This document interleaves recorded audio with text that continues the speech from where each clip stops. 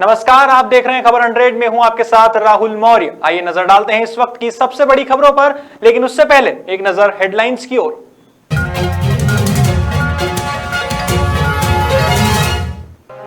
भोपाल में आज होगी लॉकडाउन को लेकर बैठक, नरोत्तम मिश्रा ने दिया बयान। नगर निगम और पुलिस की संयुक्त कार्रवाई, प्यारे मियां के मकान को किया जमींदोज।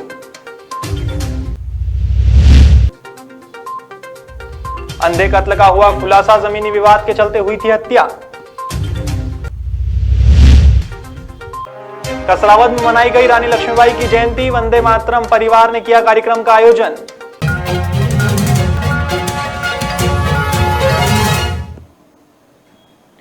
शुक्रवार को मध्य प्रदेश में लॉकडाउन को लेकर एक बैठक की जाएगी। इसके लिए सीएम शिवराज सिंह चौहान आज दोपहर 3 बजे अधिकारियों से चर्चा करेंगे। इस पर गृह मंत्री नरोत्तम मिश्रा ने बयान दिया कि सीएम की बैठक में लॉकडाउन को लेकर आज फैसला किया जाएगा। उन्होंने यह भी कहा कि आज कोरोना की नई गाइडलाइन जारी की जाएगी, बाजारों का समय भी नए सिरे से तय किया जाएगा, साथ ही अन्य विषयों को लेकर भी नई गाइडलाइन जारी की जाएगी। साथ ही गृह मंत्री ने लव जिहाद को लेकर भी कहा कि लव के विरोध में हम नहीं हैं, बल्कि जो लव जिहाद की ओर लेकर जाएंगे, ऐसे जिहाद के हम विरोधी हैं। साथ ही गृह मंत्री ने प्रदेश में चल रही माफियाओं पर कार्रवाई को लेकर कांग्रेस के आरोपों पर जवाब दिया कि माफिया कोई भी हो, उस पर सख्त से सख्त कार्यवाही की जाएगी। साथ ही गृह मंत्री ने छठ पूजा पर प्रदेशवासियों को बधाई दी और कहा कि भगवान सूर्यदेव इस कोरोना रूपी संकट से प्रदेश को सुरक्षित करें। निश्चित रूप से ये चिंता का विषय है, जिस तरह से कोविड ने पुनः पैर पसारे हैं, उसका जो बैक आया है, हमने इसके लिए सभी विकल्प अभी खुले रखे हैं। जैसा आपने बाजार का पूछा या अन्य विषय आपने पूछे हैं, सारे विकल्प खुले हुए हैं। आज मुख्यमंत्री जी भी लगभग 7 जिलों के कलेक्टरों से 5 कमिश्नरों से बात करने वाले हैं 3 बजे, और उसके बाद में ये सारे विषयों का हम पालन कैसे सुनिश्चित करें उसके बारे में निर्णय लेंगे।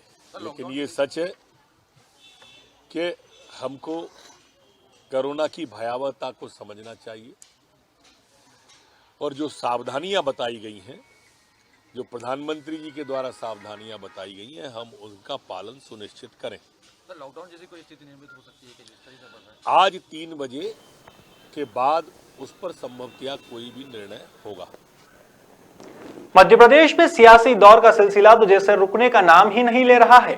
मध्य प्रदेश में दल बदल के चल रहे सियासी दौर में पहले तो कांग्रेस विधायक भाजपा में शामिल हुए, और अब बसपा विधायक रामबाई भी इस दल बदल की प्रक्रिया का हिस्सा बनने जा रही है।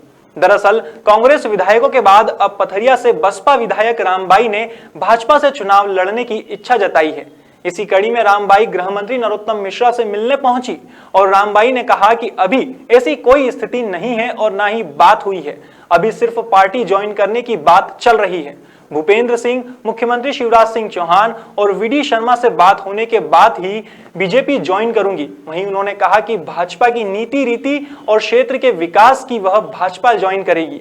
इसी के साथ ही भाजपा नेताओं से तालमेल बैठाने की बात को लेकर रामबाई ने कहा कि मुझे हारे हुए नेताओं से तालमेल नहीं बैठाना है, बल्कि मुझे तो जनता से तालमेल बैठाना है। अभी तो मैं अपने क्षेत्र के काम को लेके आई थी मिलने के लिए भैया से, पर अभी ऐसी कोई बात नहीं हुई है। जब पूरी बात हो जाएगी उसके बाद ही ज्वाइन करेंगे, जब क्लियर हो जाएगी बात। अभी ऐसी कोई बात नहीं हुई, आज कोई बात ज्वाइनिंग की है इसकी उसकी नहीं हुई है। नरोत्तम भैया से, सभी से, और भी लोग हैं, जीजा जी हैं, भूपेंद्र सिंह जी, सीएम साहब, वीडी शर्मा, सभी से बात करेंगे, तब ज्वाइनिंग करेंगे। ये पार्टी की जो नीति रीति है उससे भी, और क्षेत्र के विकास के लिए। शुक्रवार को नगर निगम और पुलिस की टीम ने संयुक्त कार्यवाही करते हुए भोपाल के प्यारे मियां का मकान जमींदोज किया है। बता दें, यौन शोषण के आरोपी प्यारे मियां इन दिनों जेल में हैं, और उनके द्वारा बनाई गई अवैध संपत्तियों पर मध्य प्रदेश सरकार की नजर है, जिस पर आज कार्यवाही की गई है। लालाराम नगर स्थित प्यारे मियां के आलीशान मकान पर तोड़फोड़ की कार्यवाही के संबंध में उपायुक्त लता अग्रवाल ने जानकारी देते हुए बताया कि यह 3 मंजिला मकान के छत पर पेंट हाउस बना हुआ था, जहां आलीशान बियर बार था। इतना ही नहीं, कई आपत्तिजनक सामग्रियां भी इस बंगले में मिली है, जिन पर नगर निगम और पुलिस की संयुक्त कार्यवाही की जा रही है। अन्य धारा में प्रकरण दर्ज किया जाए।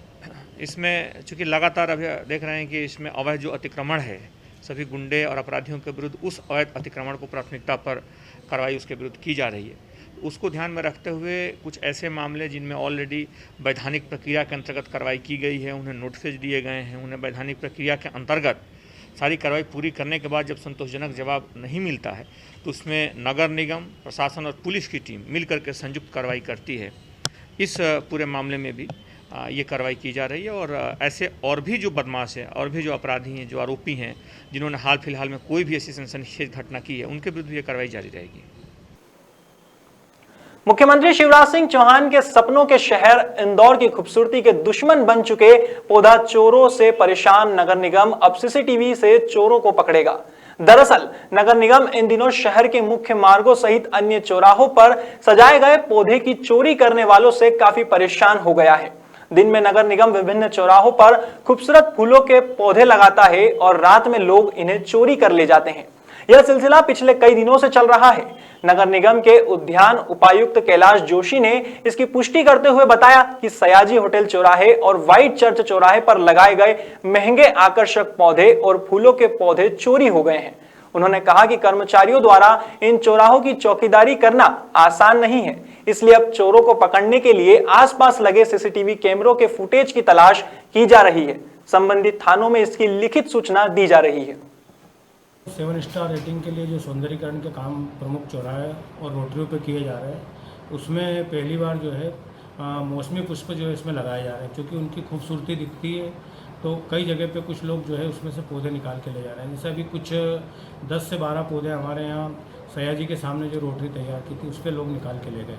इसके अलावा कुछ बड़े महंगे पौधे जो है वाइट चर्च के पास में MY का जो चौराहा है वहाँ से पहले दिन एक पेड़ निकाल के ले गए, उसके बाद 2 ले गए और अभी 3 पौधे और ले गए।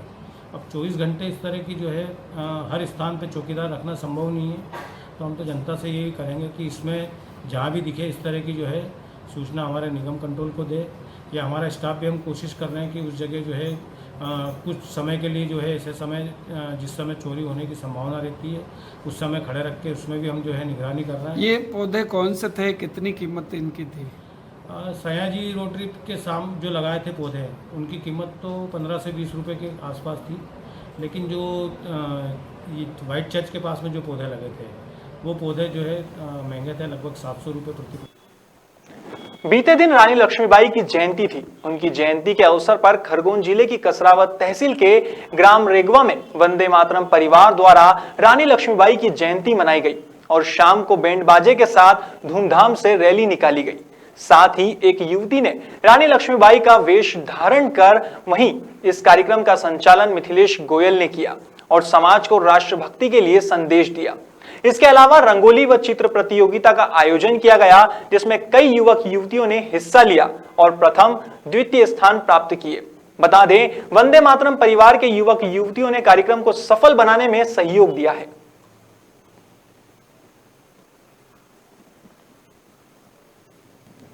रविवार सुबह नागदा में एक अज्ञात युवक की लाश मिलने से पूरे नगर में सनसनी फैल गई है। दरअसल नागदा के समीप उमरनी गांव के पास रविवार सुबह झाड़ी में बाइक सहित एक अज्ञात युवक की लाश मिली है, जिससे पूरे नगर में हड़कंप मच गया है। तत्काल पुलिस को इसकी सूचना दी गई। तब नागदा पुलिस ने मौके पर पहुंचकर जांच की तो मामला अंधे कत्ल का दिखा, जिसकी गुत्थी नागदा पुलिस की टीम ने 4 दिनों में सुलझा दी। बता दें, जमीन हड़पने को लेकर की गई हत्या में मृतक के गुमशुदा जीजा के बड़े भाई प्रेम नारायण ने रशीद को 5 लाख रुपए की सुपारी देकर घटना को अंजाम दिया था। वहीं एडिशनल एसपी आकाश भुरिया ने खुलासा करते हुए बताया कि इसमें नाबालिग सहित 6 आरोपी को गिरफ्तार किया गया है। साथ ही उज्जैन एसपी ने पूरी टीम को विशेष पुरस्कार देने की घोषणा की है। इन लोगों ने शराब पी और शराब के नशे में जब दिलीप को काफ़ी नशा हो गया तो नशे में उसको रशीद अपनी कार में और साथ में उसका लड़का और भांजा ये लोग मिला करके अपनी कार में बैठा करके घटनास्थल तक गांव के चोरी छुपे रास्ते से लेके आए और घटनास्थल पर ही उसे कार में से उतारा और वहां पर फिर उतार करके गाड़ी में रखा हुआ सरिया, लकड़ी और जो टामी होती है उससे वहाँ घटनास्थल पर उसके सर पर सब लोगों ने मिल के वार किया। और फिर जब वो अचेत हो गया और इन लोगों ने बिल्कुल आश्वस्त हो गए कि उसकी हत्या हो चुकी है, वो मर चुका है, तो उसको धीरे से नीचे खाई में सरका दिया और पीछे से उसकी मोटरसाइकिल भी वहाँ पर सरका दी ताकि ऐसा लगे कि वो एक्सीडेंट हो सकता है। तो इस तरह से इस घटना का पूरा खुलासा किया गया और घटना में प्रयुक्त सारे आला जरर और घटना में शामिल आरोपी रशीद पिता शरीफ खान। तो रशीद के द्वारा ये बताया गया कि उसी के गांव कमठाना का प्रेम नारायण पाटीदार और उसी का भतीजा बाल अपचारी, उसने रशीद से ये कहा था कि दिलीप से हमारा ज़मीन को लेकर के एक बहुत पुराना विवाद चला आ रहा। प्रेम नारायण द्वारा और बाल अपचारी द्वारा रशीद को ये बात कही गई कि दिलीप को रास्ते से हटाना, जिसके एवज़ में प्रेम नारायण द्वारा रशीद को 5 लाख रुपए दिए जाए, जिस पर से रशीद ने अपने लड़के तौसीफ और अपने भांजे वसीम को ये बात बता करके अपनी प्लानिंग में शामिल किया। और प्लानिंग के तहत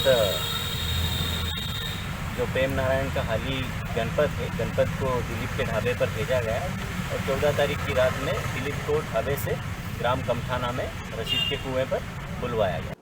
फिलहाल हमारे शो में बस इतना ही। देश और दुनिया की तमाम खबरों के लिए देखते रहिए खबर 100। नमस्कार।